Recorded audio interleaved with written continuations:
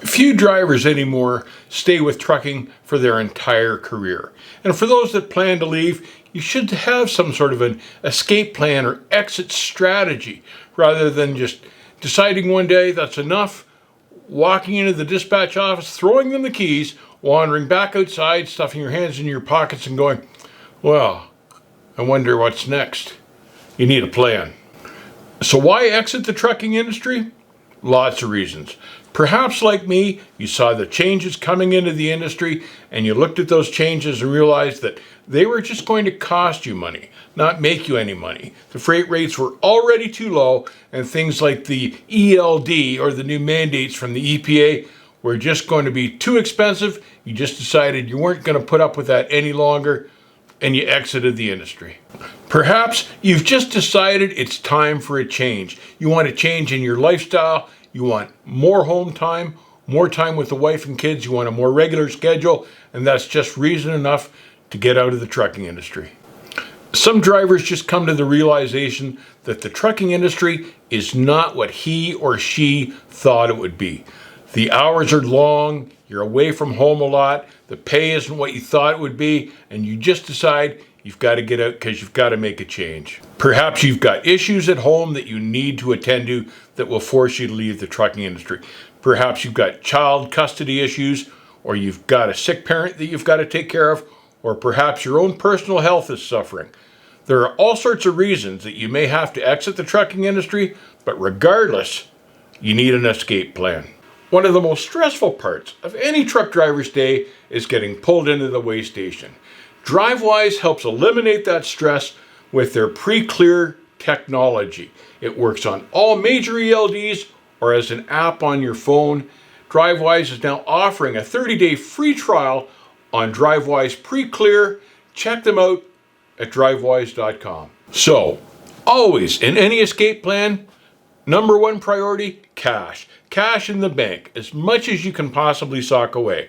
Now, I know that this is a lot easier said than done, but believe me, it's important. You don't know how long it's going to be before you get your next paycheck from your new employer. Now, I've always stressed that you work for the best carriers out there because the best carriers have an employer-matched retirement savings plan. And that's something you want to have as a financial cushion when you do make an escape plan and decide to jump ship and leave the trucking industry.